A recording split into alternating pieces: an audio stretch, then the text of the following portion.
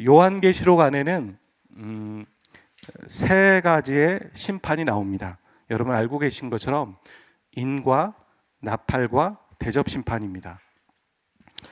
이 심판들은 시간적인 순서로 나열된 것은 아닙니다. 그러니까 인 심판이 있고 그 다음에 나팔 심판이 있고 이런 얘기가 아닌 것이죠. 이거는 심판의 강도가 점점 더 세진다라는 것을 말하고 싶었던 겁니다. 그래서 다른 형태로 반복해서 말하고 있는 것이죠. 시간상 다 소개하긴 어렵겠지만 몇 가지를 좀 살펴보면, 첫 번째 인심판은 언제든지 무너질 수 있는 이 권력에 대한 얘기를 하고 있습니다. 그리고 세 번째 인심판은 로마에도 기근이 있다라는 거예요. 당시에 로마의 어마어마한 그 힘과 권력들을 생각하면서 영원하겠지 사람들은 착각하고 있었던 것이죠. 그런데 이 로마에도 기근이 있고 그래서 풍요를 의지하지 말라는 얘기입니다. 당시의 사람들은 아까 말씀드린 것처럼 로마에 대한 그 압도적인 힘과 그리고 제국이 주는 평안함, 그것 때문에 그것을 의지하고 그것이 영원할 거라고 생각했지만 그것은 영원하지 않다라고 하나님은 말씀하고 계십니다. 나팔의 심판도 살펴보면 첫 번째 심판은 우박과 불이 쏟아져서 땅과 수목의 3분의 1이 타버리게 됩니다. 이렇게 되면 어떻게 될까요? 실질적으로 그 땅에 있는 식물과 동물들이 죽게 되죠. 사람들의 먹거리가 감소된다는 겁니다. 두 번째 나팔 심판에 보면 땅만 그런 것이 아니라 바다에 있는 이 생선이 감소하기 시작합니다. 생선이 감소하게 되면 사람들이, 어부들이 그걸 잡아서 어떤 무역들을 하고 그런 매출들이 감소하기 시작하는 것이죠. 다섯 번째 나팔 심판을 보면 황충이 나옵니다. 황충이 나와서 거기 보면 인을 받지 않은 사람들을 공격합니다. 그러니까 그 황충이란 보통 메뚜기라고도 얘기하는데 실질적인 메뚜기를 얘기하는 것이 아니죠. 영적인 메뚜기죠. 그러니까 사람들의 마음을 불안하게 하고 공포를 갖게 하고 그러는 것들을 얘기하는 겁니다. 그런데 중요한 것은 인을 맞지 않은 사람, 예수 그리스도를 믿지 않는 사람들 내면에 있는 불안과 공포감을 얘기하는 것이죠. 특히 우리가 이 나팔 심판과 대접 심판을 통해서 읽다 보면 여러분이 연상되어지는 장면이 하나 있으실 겁니다. 그건 뭐냐면 출애굽 당시 하나님이 내리셨던 10가지 재앙이 자꾸 연상이 됩니다. 똑같은 얘기가 나오고 있거든요. 이것은 우연이 아닙니다. 하나님이 의도를 담고선 그렇게 표현하고 계신 겁니다. 여러분, 당시 그 애굽 사람들이 의지했던 것이 바로 나일강이었고 그리고 팔이었고 해였고 여러 가지 등등이었습니다. 그건 그냥 의지하는 걸 넘어서 그것이 신이었습니다. 그런 신의 대상이었는데 하나님은 이스라엘 자신의 백성들을 출애굽시키시면서 하나하나 어떻게 하시는 겁니까? 멸하시고 심판하고 계신 것이죠. 그러니까 이렇듯 계시록의 심판도 다르지 않습니다. 정리해 보면 인과 나팔과 대접 심판은 우리에게 크게 두 가지의 메시지를 준다고 생각합니다. 첫 번째는 하나님은 분명히 살아계십니다. 그리고 하나님은 악한 세력들을 반드시 멸하신다는 겁니다. 두 번째는 악을 하나님이 심판하신다는 얘기는 반대로는 그것을 선을 추구하고 하나님을 따르는 사람들에게는 어떤 메시지겠습니까? 그것은 소망의 메시지입니다. 그런 겁니다. 우리가 소망을 가두면 사단은 불안한 것이고 사단이 기쁘면 우리는 또한 갑자기 우울해지기 시작하는 것, 똑같은 얘기입니다. 그리고 또한 우상 숭배를 하지 말라는 얘기죠. 믿음을 저버리려고 하거나 하나님을 떠나려고 하는 사람들에게 그러면 안 되겠구나. 하나님은 살아계시고 하나님은 악을 심판하신다는 건 얼마 남지 않았구나. 계속 믿음의 경주를 해야겠구나. 그런 얘기를 우리에게 주고 있는 것이죠. 여러분, 우리가 살아가는 데 필요해서 사용하고 의지하는 것들 참 많습니다. 하지만 그것은 사용할 수 있고 필요하기 때문에 갖고 있지만 그것은 소망의 대상이 되지는 않는 겁니다. 돈이 그렇고 또 사람이 그렇고 명예가 그렇습니다. 그리고 젊음이 그렇습니다. 사람들은 보통 이 세상에 붙잡고 있는 것들이 영원할 것이라고 생각하며 착각합니다. 영원하지 않은데 그냥 영원할 거야 이렇게 그냥 마인드 컨트롤을 할 때도 있는 것이죠. 그냥 모르겠어 이렇게 하면서 살아가고 오늘만 살아가는 사람 같습니다. 또 어떤 사람들은 허무주의에 빠집니다. 다 경험해봤는데 다 헛되다라는 겁니다. 솔로몬처럼 그렇게 얘기를 하죠. 다 헛되다. 근데 소망이 없는 겁니다. 허무주의에 빠지고 불안한 가운데 살아갑니다. 소망을 잃었습니다. 그런데 그렇지 않다라는 겁니다. 소망인 분이 계십니다. 영원한 것이 있습니다. 그것은 바로 예수 그리스도 한 분밖에 없습니다. 그 예수 그리스도를 우리 마음에 둘 때 그분께서 주시는 소망이 생기고 평안함이 비로소 생기는 것이고, 그 소망과 평안함은 세상이 흉내낼 수 없고 세상과 차원이 다른 소망이며 평안함입니다. 그렇다면 이런 심판은 언제 시작될까요? 궁금하지 않습니까? 과연 이런 심판은 언제 시작될까? 앞으로 있을 것일까요? 그것이 아니라는 겁니다. 이미 진행되고 있고 계속 강도가 세질 것입니다. 자연은 이미 사람들의 욕심에 의해서 훼손되었고 파괴되었습니다. 그리고 더 심해질 겁니다. 그리고 그 자연의 훼손은 사람들에게 무엇을 동일하게 가져다 주냐면 식량난인 것이죠. 먹을 것이 없어지기 시작합니다. 그래서 사람들의 마음은 평안함을 잃고 염려와 불안함이 있을 겁니다. 우리가 좀 생각해보고 제가 좀 사람들을 대하면서 하나의 결론이 나오더라고요. 그건 뭐냐면 마음의 평안함이 깨진다라는 거예요. 우리가 그렇지 않습니까? 앞에 설 때든 누구를 만날 때든 어떤 일을 할 때든 가장 중요한 게 마음의 평안함인데, 이 마음이 깨져서 문제가 시작되고 불안이 오고 부자연스러움이 오고 힘들어가게 되는 것이죠. 이 시대에는 마음의 병으로 병원을 찾는 사람들이 참 많이 늘어나고 있고 당연한 것처럼 보입니다. 그러면서 권력과 돈을 의지하는 사람들은 어떤 생각이 들겠습니까? 더 권력을 의지할 거고 더 돈을 의지하기 시작할 겁니다. 이것이 요한이 본 마지막 때의 모습이며 이것이 하나님의 심판의 일부분이라는 겁니다.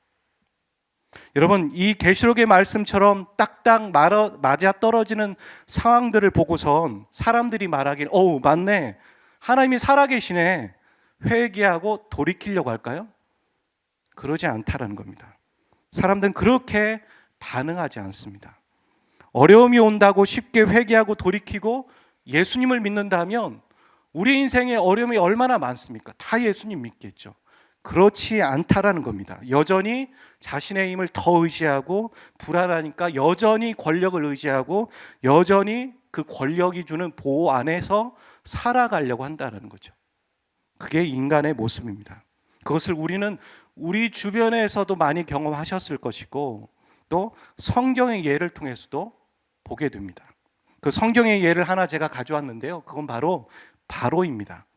이 출애굽을 할 당시에 바로였던 왕이 가졌던 마음입니다. 처음에 출애굽기 7장 23절에 보면 첫 이 물이 피로 변하는 재앙이 나올 때 바로는 관심도 갖지 않았다라고 얘기합니다. 쳐다보지도 않은 거예요. 웃은 거죠. 비웃은 거죠. 그리고 출애굽기 8장 15절에 보면 개구리 재앙이 나왔을 때 힘들었겠죠.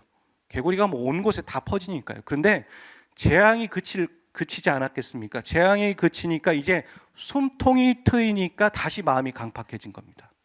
사람의 마음이 그런 거죠. 화장실 갈 때와 화장실 갔다 나올 때가 다른 거예요. 그리고 티끌 재앙이 닥쳤을 때 마술사들, 결국에는 이제 접신하는 주술사들을 얘기하는 거죠. 바로 옆에 있었어요. 그러니까 바로 옆에가 아니라 라인 나오가 아니라 바로의 옆에 주술사들이 있었습니다. 제가 갑자기 헷갈릴 것 같아서. 네. 근데 그걸 보고선 주술사들이 말하는 겁니다. 이거는 우리가 할 수 있는 게 아니에요. 이건 하나님이 살아계신 거고 하나님의 능력입니다라고 바로에게 말했어요. 그랬을 때도 바로는 마음을 돌이키지 않았습니다. 그게 바로 8장 19절에 나옵니다. 그리고 9번째 재앙에서도 마음을 돌이키지 않던 바로가 10번째 재앙, 그게 여러분 무엇인지 아시죠? 가축과 사람들의 장자가 모조리 죽는 겁니다. 그렇게 죽는 재앙을 경험하고서야 두 손을 듭니다. 그래서 이스라엘 백성들을 보내줍니다. 나가라, 여기 있지 마라. 그리고서 출애굽해서 나가고 있는데 여러분 알고 계신 것처럼 홍해에 맞닥뜨렸을 때 사람들이 멈췄고 바로는 어떻게 했습니까? 본전이 생각난 거예요. 그래서 다시 마음이 강팍해져서 추격하죠. 그리고 홍해 바다에 바로와 바로의 군대가 수장당하게 됩니다.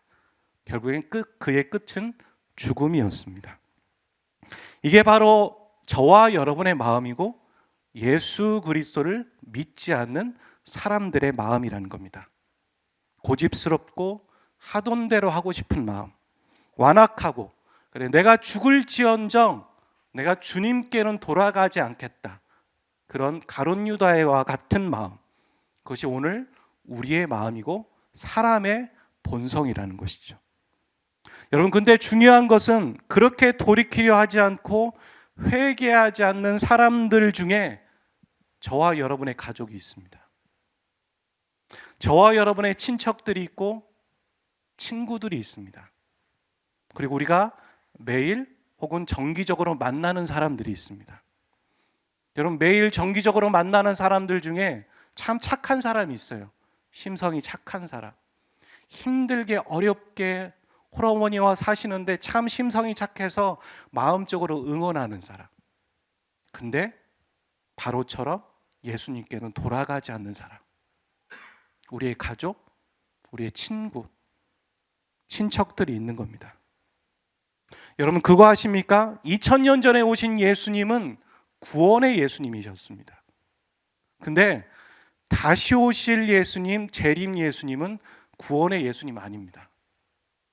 그분은 심판의 예수님으로 오실 겁니다. 그래서 우리가 그분을 본다면 게임이 끝난 겁니다. 우리가 우리의 생전에 주님을 다시 본다면 기회가 없습니다. 회개할 기회가 없습니다. 우리의 친척과 가족들에게, 사람들에게 돌이키세요, 이제 회개하세요, 주님 오시잖아요 라고 얘기할 수 없습니다. 그 노아의 방주에 문이 닫혔던 것처럼 끝난 겁니다. 하나님이 노아의 방주의 문을 닫으시면 열 자가 없는 겁니다. 그리고 여시면 막을 자도 없는 것입니다.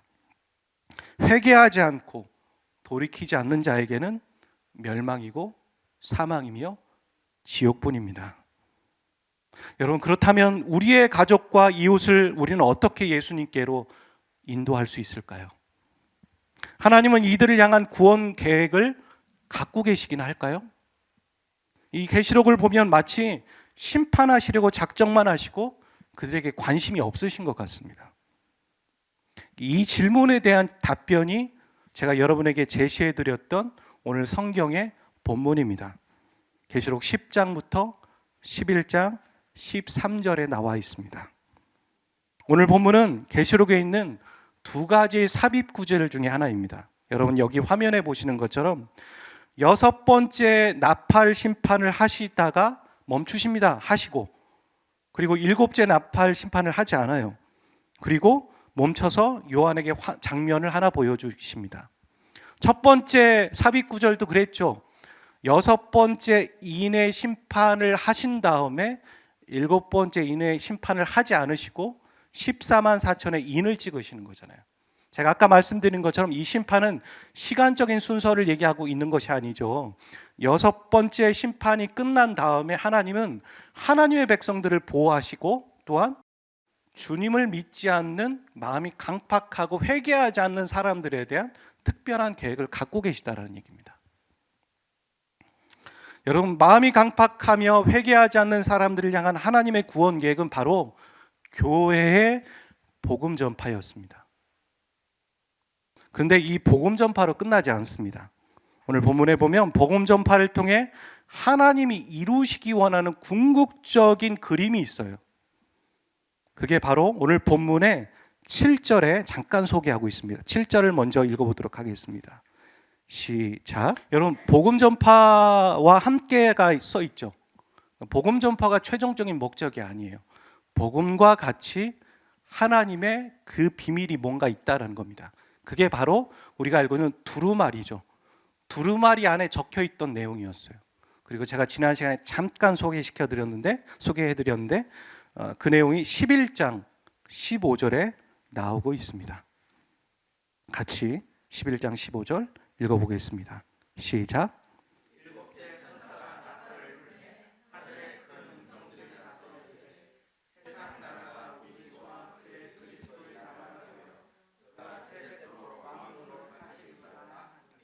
맞습니다. 이건 비밀이면서 하나님의 큰 그림이고 하나님의 최종적인 목표인데, 그건 바로 하나님이 다스리시는 나라입니다. 정확히 얘기하면 하나님만 다스리시는 나라. 이걸 또 다른 말로는 천국이다라고 말하는 것이죠. 여러분, 지금 이 세상에서 우리가 경험하고 있는 것은 하나님의 나라를 경험하고 있지 않습니다. 사단이 사람들과 이 땅을 불법 점검해서 사람들을 미혹하는 나라에 살고 있습니다. 공중권세 잡은 자라고 얘기하잖아요. 하나님은 지금 이 불법 점거자를 몰아내고 하나님이 다스리시는 그 나라를 오게 하고 싶으신 겁니다. 그 오게 하고 싶은 일들 가운데 성도와 교회를 통해 그 일을 하기 원하시는 거죠. 그게 바로 예수님의 재림이지 않습니까? 일찍이 이사야가 이 하나님의 나라를 예언한 적이 있습니다. 이사야 11장 6절부터 9절에 나와 있는데, 사자가 소처럼 풀을 먹을 것이며 젖먹는 이가 독사의 구멍에서 장난하며 젖된 어린아이가 독사의 굴에 손을 넣을 것이라. 내 거룩한 산 모든 곳에서 해됨도 없고 상함도 없을 것이니 이는 물이 바다를 덮음같이 여호와를 아는 지식이 세상에 충만할 것임이니라. 여러분, 하나님의 나라는 상함이 없습니다. 상처가 없습니다. 불의함도 없습니다. 갑질도 없습니다. 불평등도 없습니다. 공의와 정의가 실현됩니다. 그리고 약자와 강자의 구분도 없습니다. 긴장이 없습니다. 왜냐하면 다른 사람이 어떻게 할까 긴장할 필요 없거든요. 평화가 있습니다. 여러분, 이런 나라 오는 것 얼마나 좋겠습니까? 교회와 성도는 이 하나님의 나라가 오기를 사모하며 복음을 전하여서 영혼을 구원하는 방주 역할을 해야 한다는 것입니다. 여러분, 교회 공동체는 바로 이 하나님의 나라가 어떤 것인지 보여줘야 되는 3분 미리 듣기가 돼야 돼요. 그렇지 않습니까? 교회에 왔더니 천국이 소망되어져야 해요. 근데 교회 왔는데 다른 게 생각나는 거죠. 참 유감스러운 거죠. 교회가 그런 역할을 하지 못한다면. 교회가 복음을 전파하는 것도 자신의 교회의 부흥을 위해서 하는 게 아니어야 돼요. 잘 생각해 보십시오. 물론 그것도 있겠지만 목적이 거기에서 그치면 안 된다는 거예요. 하나님의 나라를 위한 비전 가운데 복음이 전파되어져야 되는 거죠. 그렇다면 어떤 영혼에게 복음을 전했는데 그 영혼이 다른 교회에 갔어요. 어때야 됩니까? 아이씨, 왜 그랬어? 이게 아니죠. 감사해야 돼요. 같이 기쁜 거죠. 하나님의 나라 가운데 한 영혼이 돌아온 거예요. 저와 여러분의 마음 가운데 그런 당연하지만 넓은 배포가 있으시기를 주의 이름으로 축복합니다. 여러분, 생각해 보십시오. 축구 선수가 있는데 서로들 11명이 골키퍼는 빼고 10명이 각자 자신이 MVP가 되고 싶어서 골을 넣고 싶은 거예요. 수비도 공격 가고 공격도 공격 가는 거죠. 최전방에 있는 거예요. 그럼 팀이 제대로 운영이 되겠습니까? 여러분, 축구 선수의 첫 번째 목적은 골을 넣는 게 아니에요. 축구 선수의 첫 번째 목적은 팀이 우승하는 겁니다. 맞습니까? 그래서 팀 선수들이, MVP들이 인터뷰를 할 때 보면 골 넣는 게 기쁜 게 아니라 뒤로 살짝 밀고선 팀이 우승해서 참 좋습니다. 팀이 어떤 리그에 어떤 수준에 오르기를 기대하고 제가 기여했으면 좋겠습니다 말을 항상 내비치죠. 이건 립 서비스가 아닙니다. 진짜 그렇게 해야지만 수비도 공격 선수에게 공을 줄 수 있고 팀이 우승할 때 또 본인도 골을 넣을 수 있는 것이죠. 하지만 오늘날의 현실에는 그게 팀플레이가 되지 않고 있다는 겁니다. 여러분, 눈물이 없고 불의가 없으며 공평과 정의와 평화가 있는 그런 나라가 오기를 원하십니까? 그런 나라에 살아간다면 정말 행복하지 않겠습니까? 저는 정말 그런 나라가 오기를 소원합니다. 항상 뉴스를 보면서 세상에 돌아가는 걸 보면서 강대국이 약소국을 짓밟으면서 그게 자유주의라고 얘기하는 그런 나라에 살아가고 이 세상에 살아가면서 또 약자들이 소외받고 힘들어하고 혹은 이 공동체가 다 그 사람들을 커버할 수 있겠습니까? 과연 그런 나라가 올까? 그런 나라가 오면 좋겠다. 성경엔 그런 나라가 올 수 있다, 준비하고 계시다라고 말하고 있고, 그런 나라는 하나님이 혼자 하는 것이 아니라 성도와 교회들이 복음 전파를 통해 이루어진다라고 말하고 있습니다. 하나님이 기대하고 계신 거죠. 근데 보면 복음 전파를 위한 몇 가지의 과정과 조건이 있음을 발견하게 됩니다. 계시록 10장 9절부터 11절을 한번 읽어보도록 하겠습니다. 여러분, 눈에 들어오는 두 가지 표현이 있습니다. 환상 중에 천사가 요한에게 두루마리를 먹으라고 얘기합니다. 그리고 그걸 먹으려고 하니까 먹으면 내 입에는 꿀같이 달지만 배에선 쓸 거다라고 말하고 요한이 먹어보니까 정말 그렇더라는 겁니다. 두루마리를 먹으라는 말은 무슨 뜻일까요? 여러분, 한우도 먹어본 사람이 한우를 설명할 수 있죠. 그렇죠? 비행기를 타본 사람이 비행기를 설명할 수 있는 것처럼 예수님을 만나고 예수님이 주시는 평안함을 경험한 사람들이 예수님을 전할 수 있는 겁니다. 그냥 단지 예수님 이런 분이야 이렇게 지식으로 전하는 거 말고요. 그 복음의 핵심인 예수님과 동행하는 사람들, 예수님 복음대로 살아가는 사람이 복음을 전할 수 있다는 겁니다. 내 안에 예수님으로 가득 찼을 때 같은 말이지만 예수님 믿으세요, 이 말이 다르게 느껴진다는 겁니다. 근데 먹으면 내 입에는 꿀같이 달지만 배에서는 쓰다라고 말합니다. 성도로서 하나님의 보호심을 경험하는 것, 하나님의 보호하심을 경험하는 것, 혹은 기도의 응답을 받는 것들, 혹은 우리가 예배드리면서 삼층천처럼 주님의 깊은 임재에 들어가는 것, 참 꿀과 같이 단 겁니다.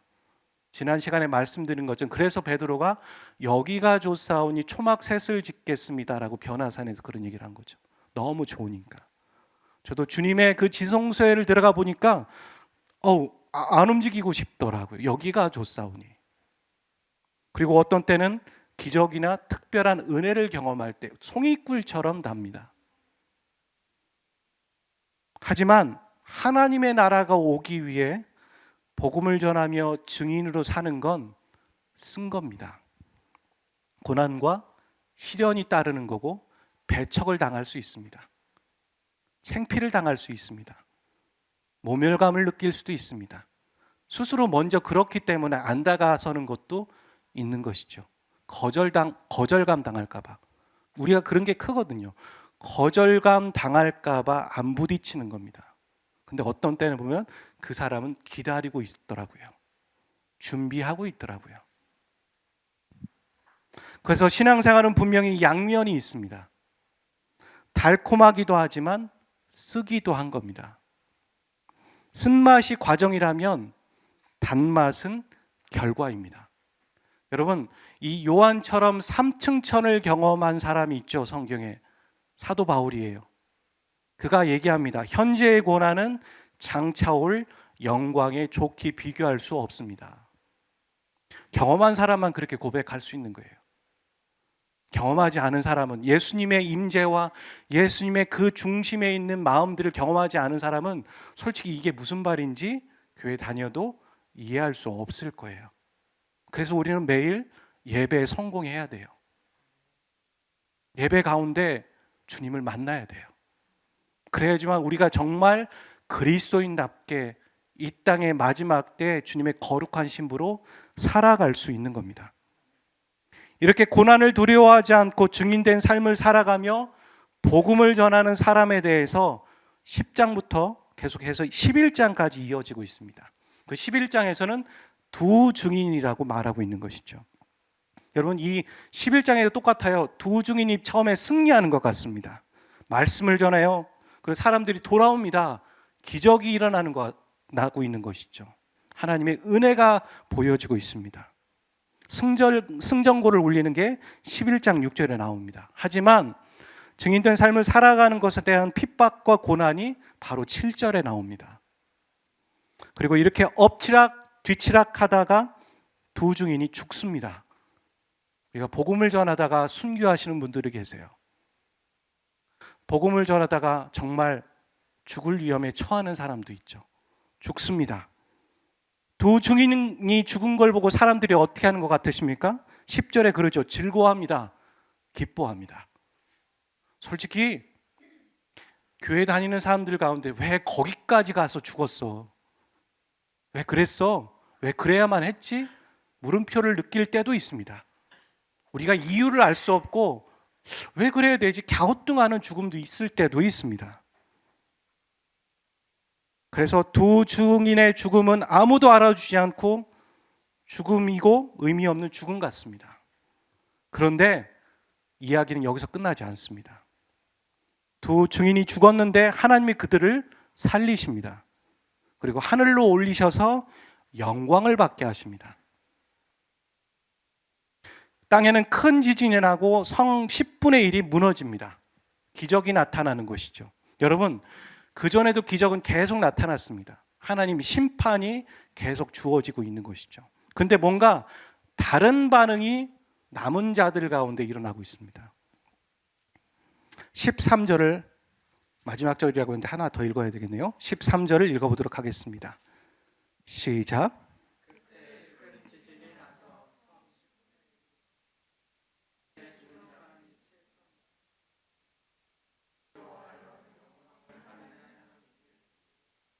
맞습니다. 두려운 심판의 사인들이 땅에 드러났는데 꿈쩍도 하지 않을 사람들, 바로처럼 마음이 강팍해져 딱딱한 사람들이 어떤 태도를 보이냐면 하나님을 인정하고 하나님께로 돌이킨다라는 겁니다.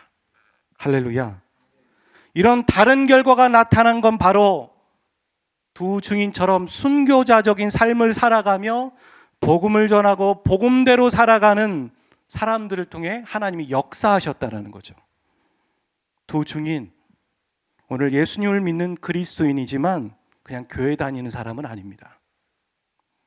불꽃과 같은 눈으로 교회를 지켜보고 계시는 그 거룩하신 예수님의 음성을 두려워할 줄 아는 사람입니다. 그분을 경외할 줄 아는 사람입니다. 그러면서 자신을 살피며 회개하는 사람입니다.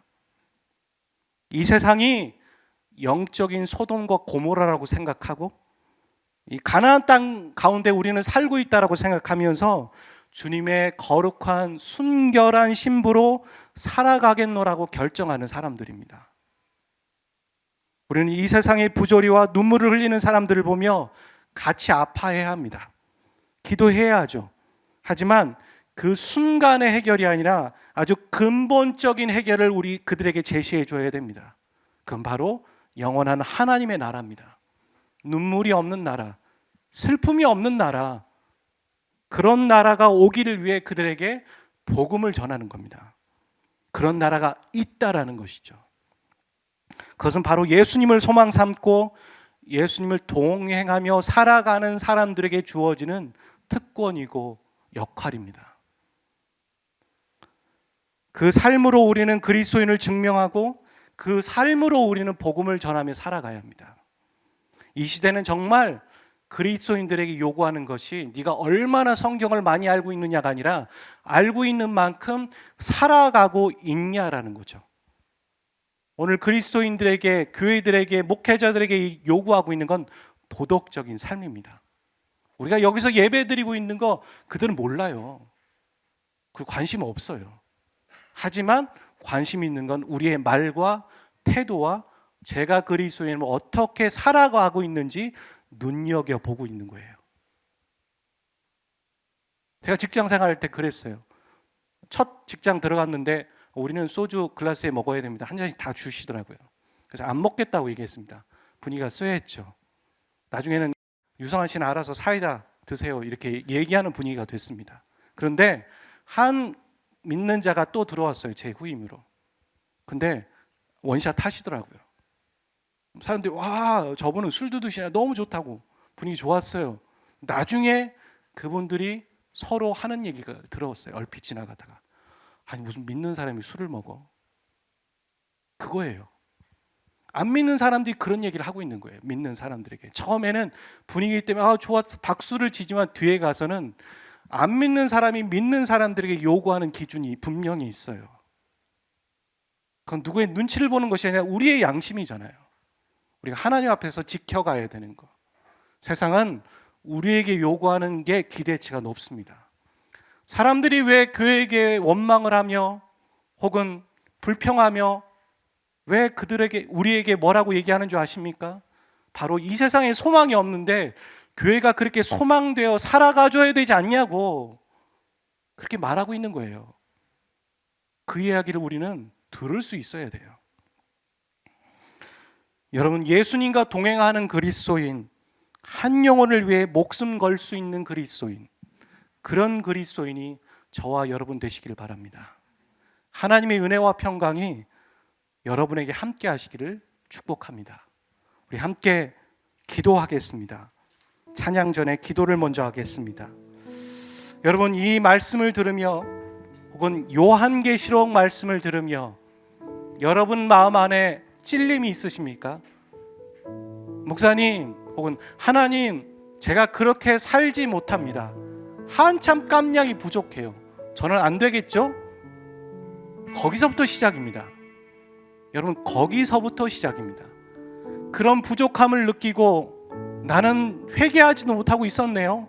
나는 정말 그리스도인으로 주님의 거룩한 순결한 신부로 살아가고 있지 못했네요 라는 말을 할 수 있는 것이 바로 시작입니다.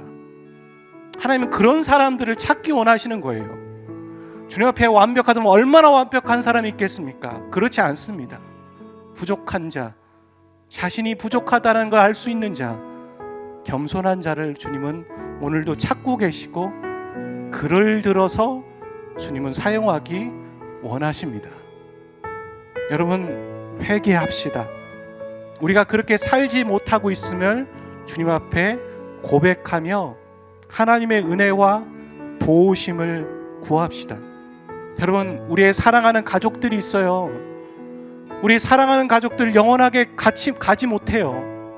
끝이 있습니다. 갈림길이 있습니다. 그때 울지 마시고 지금 우십시오. 지금 울음으로 기도하며 하나님, 그 영혼을 구원하여 주십시오.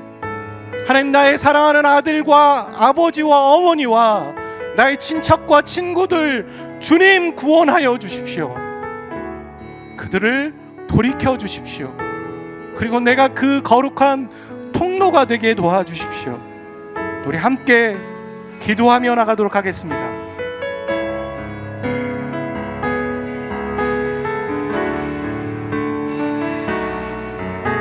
주님, 우리에게 주님 그 영혼들을 향한 울 수 있는 눈물을 허락하여 주십시오.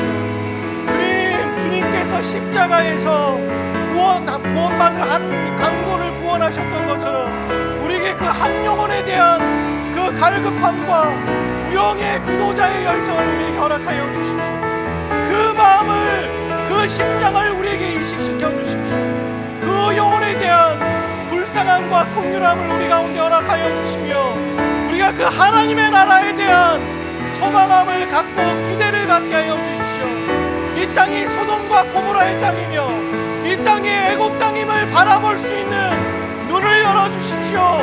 우리의 현실적인 것과 이성적인 눈이 아니라 영적인 눈을 열어주셔서 우리 안에 죽어가는 영혼들을 바라보게 하여 주시고 아파하는 영혼들을 바라보게 하시며 주님이 그 영혼들을 붙잡고 계시고 주님 눈물 흘리고 오늘도 기다리고 계시며 여섯 번째 심판에서 멈추시며 그 영혼이들이 돌아오기를 원하시며 교회와 하나님의 성도들을 통역하여 부르고 계심을 그 소리를 우리가 듣게 하여 주십시오. 우리 안에 그 울림을 듣게 하여 주십시오.